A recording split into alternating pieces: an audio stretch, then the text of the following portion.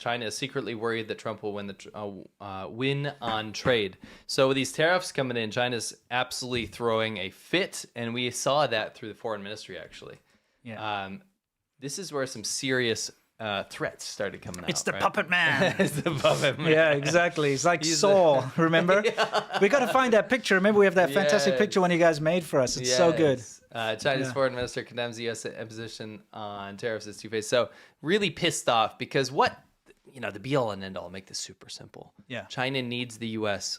a hell of a lot more than the U.S. needs China. Always has been. I don't way. care about your Temu goods. I don't care that you're gonna, pay 5 cents more for some item or whatever. That's something you can deal with yourself. You go sort that out yourself. That's your own problem. Yeah. The reality is, we don't need China. China needs us here in America. That's just the hard truth, right? So when you put economic pressure on China, it really hurts them, right? Especially if you've moved global supply chains away from China in preparation, which is kind of currently happening. Yeah. So they're starting to bare their teeth again. We've seen about a year where the wolf warrior tactics kind of went away. They're kind of trying to play the whole like Mr. Nice Guy in the official level and had their little minions around the world do the evil wolf warrior stuff. Sure. But on the face of it, the Chinese government's been acting kind of nice. Those teeth are being bared again. We're starting to see the wolf come out. The wolf is emerging again. Yeah. And we've actually seen some serious threats. I think you put it in here, right? Yeah. Yeah. In fact, it just was like a couple of days ago. A couple of days ago, we had China pretty much threatened war. Yeah. What did it say?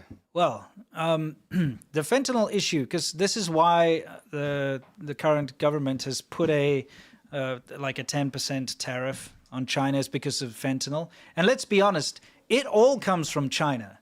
And I mean, this is a bit of a hot take, but knowing China, I fully think that this whole fueling of fentanyl, making these chemicals available and easily shipped to America and sending them to America, is some kind of misguided revenge against the opium wars. Yeah. Some kind of misguided revenge against what China calls a century of humiliation. If you live in China, you'll hear about the century of humiliation a lot. They teach it to kids. They talk about it all the time. And they're like, oh, the rest of the world really, really messed us up, Right. Oh, they took advantage of us and look at the poor us. And they won't shut up about it. And I understand it was a traumatic time during the two opium wars.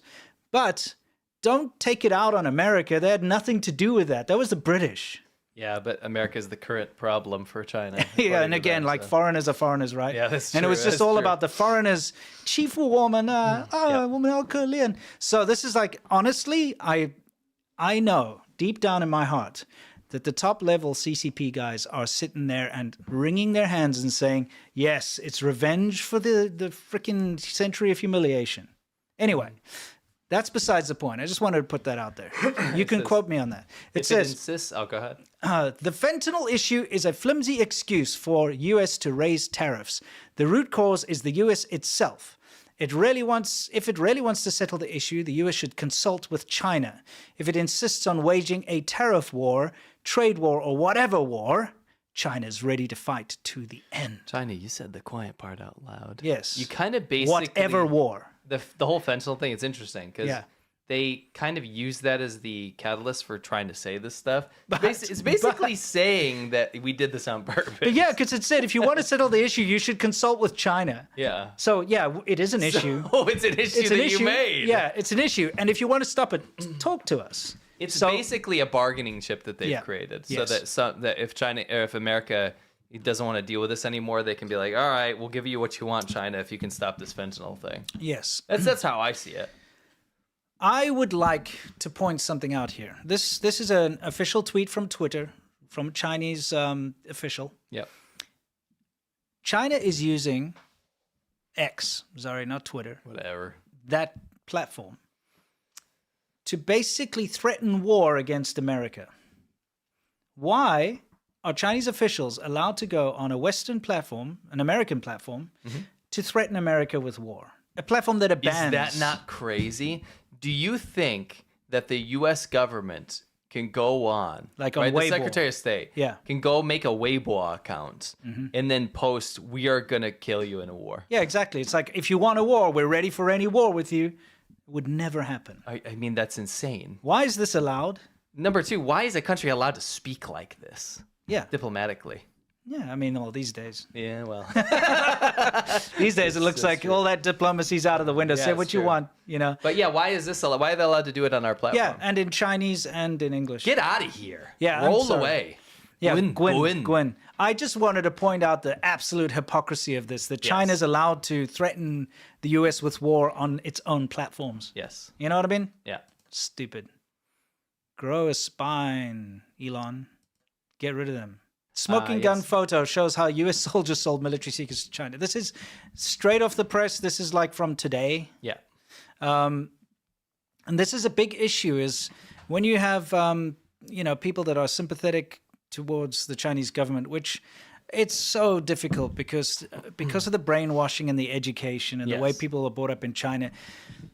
If you grew up in China and you went to school in China, there's a huge chance that no matter where you end up in the world, what citizenship you end up getting, you will still always be loyal to the Communist Party of China. And so the Communist Party of China takes advantage of this when you've got Chinese citizens that naturalize or go to other countries and join the military. And we see this happen a lot. And it's an unfortunate situation. What happened here was...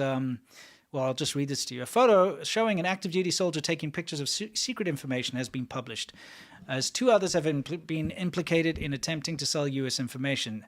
Jian Zhao, Li Tian, and former army soldier Ruo Yu Duan have been arrested on Thursday for conspiring to transmit sensitive data to China. Zhao, a battery supply sergeant at the Joint Base Lewis McCord, allegedly conspired with an unnamed person to sell an encrypted military computer.